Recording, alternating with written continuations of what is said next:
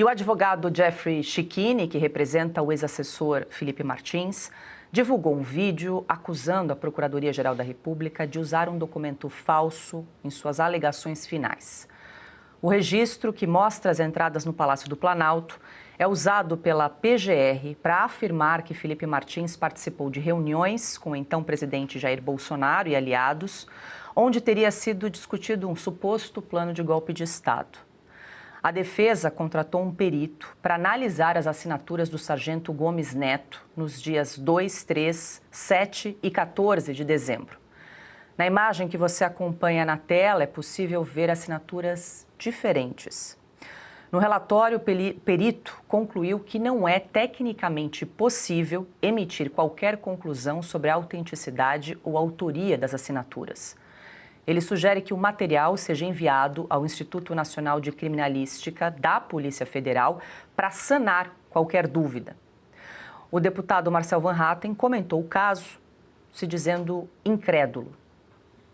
Esse foi o documento que a PGR acrescentou para comprovar uma suposta participação de Felipe Martins em reuniões do Palácio da Alvorada. Eu pergunto se isso aqui é fraude ao plenário da Câmara dos Deputados. Uma fraude. É ou não é? Bom, Silvio, eu quero te ouvir. A Ana, que é especialista nesse assunto, hoje está de folga, né? Ela que acompanha muito de perto. Aliás, ontem fez um trabalho brilhante de apuração, envolvendo também o caso do Felipe Martins e o jornalista Guilherme Amado. A gente traz mais esse avanço, mais esse capítulo agora, segundo apontou o advogado Jeffrey Schichini, nessa diferença, né? Nessa diferença de assinaturas que mostram no registro de entrada de uma reunião que teria ocorrido em Brasília com a presença do Felipe Martins.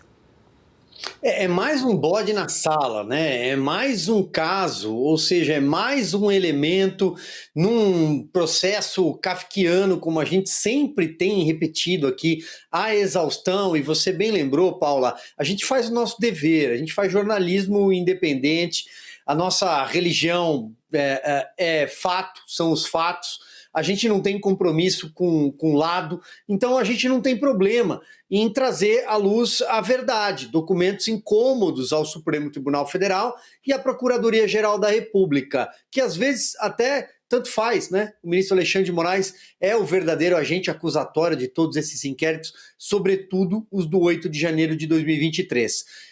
Se a gente puder colocar na tela, e fica a pergunta para quem estiver do outro lado da tela nos acompanhando, quem faz esse programa com a gente, os nossos assinantes, telespectadores, em defesa da verdade e do bom senso, todo mundo sabe que não é a mesma pessoa quem assinou. Não se trata da mesma caligrafia, é impossível produzir essas letras saindo da mesma mão, vamos dizer assim, né? Handwriting ali. Eu acho que não precisa de um perito para mostrar que isso é um documento fraudulento, um documento forjado, assim como outras provas, entre aspas, foram introduzidas para tentar incriminar o Felipe Martins e elas caíram por terra. Talvez a questão que envolve o sistema migratório dos Estados Unidos, a entrada nos Estados Unidos, seja a mais patente. E a Ana, com grande desenvoltura, fez um trabalho primoroso ontem, um trabalho jornalístico, foi buscar ali as fontes primárias. Sei que você também tem parte nisso, vocês fizeram ali uma apuração, e a gente demonstrou aqui no programa, com fatos, com documentos, com argumentos, que tudo cai por terra. Simplesmente eles querem criminalizar e condenar o Felipe Martins por algo que passa pela cabeça deles, que o Felipe Martins teria sido uma espécie de cérebro ali por trás, né? Alguém que idealizou um golpe de Estado que não existiu. Então é tudo imaginário. É um julgamento que passa muito longe do aspecto jurídico, passa muito à margem da lei, está completamente à margem da lei. Nós não estamos falando de leis, nós não estamos falando de ordenamento jurídico, devido processo legal, conjunto probatório, no contraditório, na ampla defesa. Não, nós estamos falando de um julgamento político de cartas marcadas. Então, eu acho que está tudo muito claro. e o brasileiro sabe o que aconteceu. Mas quem está acima do Supremo Tribunal Federal? Quem está acima de Alexandre de Moraes? Essa é uma pergunta. Augusto, eu quero te ouvir. A gente está tentando contato com o advogado Jeffrey Schichini para ele entrar conosco e explicar com mais detalhes esses documentos, mas enquanto isso, você segue comentando, a gente tenta confirmar aqui a presença do Schichini conosco. É um caso, talvez seja o caso mais absurdo. É difícil você dizer qual é o mais grave, houve vários, né, mas dezenas, centenas, né, desde que começou a ditadura do judiciário. Mas esse é o caso mais absurdo, eu acho, porque o réu provou a sua inocência. Vamos repetir aqui sempre, o ônus da prova cabe à acusação, não ao acusado. Mesmo assim, o Felipe Martins, que foi dedurado, né, por um cara que se apresenta como jornalista, que é o Guilherme Amado, e a partir daí, o Guilherme Amado diz que ele evaporou, né, já está no título da matéria. A partir daí, eles tentaram construir uma história que foi desmontada já há meses. O Felipe Martins provou onde estava com notas fiscais, ele apresentou os bilhetes aéreos reais que ele usou. Ele provou que estava no Brasil, nunca viajou para os Estados Unidos naquela data, né, que o Alexandre de Moraes inventou para poder prendê-lo, e ele está preso já há quase 2 anos, uma coisa dessas, porque usar tornozeleira é estar preso, ponto.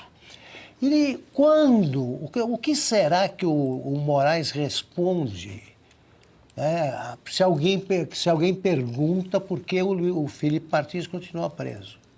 Ele dá alguma explicação? Eu nunca ouvi.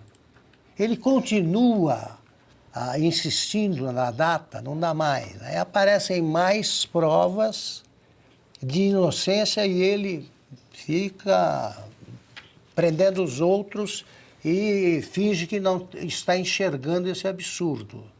Aí ontem, por exemplo, a Ana fez um trabalho, o Silvio usou a palavra exata, primoroso, e desmontou os últimos, os vestígios que tem de argumentos aí usados contra ele. Quando será libertado Felipe Martins? Quando o Alexandre de Moraes acha que vai escapar da anulação do processo, de um processo por abuso de poder, aí sim, não dá para entender. Para mim, é um sintoma de loucura do juiz. Cauty, a gente está exibindo, a gente coloca na tela, esse é o trabalho que a Ana fez, que a gente exibiu ontem, Augusto, que você mencionou. Ela fez uma pesquisa em relação ao nome do jornalista Guilherme Amado, que seria diretor de conteúdo dessa ONG, Redes Cordiais, Educação e Mídias, que teria recebido daquela organização USAID, quase $75 mil, né, 400 mil reais mais ou menos. Ela fez então toda essa pesquisa diretamente no site do governo americano, mostrando essa relação, e que o jornalista Guilherme Amado, a organização onde ele trabalha, teria recebido esses valores. Ela traz aí com bastante detalhe esse trabalho de apuração que ela fez em relação ao caso do Guilherme Amado. Cauty, eu quero te ouvir também. Enquanto isso, a gente segue tentando contato com o Schichini para esclarecer mais a respeito aí dessa denúncia que ele faz, né, em relação à PGR, que teria apresentado nas suas alegações finais documentos com, segundo, né, o advogado, assinaturas falsificadas. Aí depois eles se perguntam por que nos Estados Unidos todo mundo acha que aqui no Brasil estamos num estado de exceção, contando que o Felipe Martins era assessor especial para as relações externas do presidente Bolsonaro, viajou várias vezes, oficialmente, durante o ano de Bolsonaro, até a Casa Branca, se reuniu com Trump várias vezes, conhece todo mundo lá em Washington, e vocês acham que a turma lá não sabe o que está acontecendo acontecendo aqui com ele e não percebe que é um processo farsa, feito nos piores moldes, mas nem a ditadura soviética ousava tanto assim, eles tinham mais pudor do que essa turma que, inclusive, além de ser despudorada, é atrapalhada, que não sabe nem falsificar o negócio direito. Então, assim, é a charlatanice instalada dentro dos palácios do poder lá em Brasília. Então, os caras são bandidos e ainda são atrapalhados, e óbvio que depois são pegos com as mãos na marmelada. E a gente depois acha que esse processo vale alguma coisa. Em um país normal, isso tudo já teria acabado há muito tempo.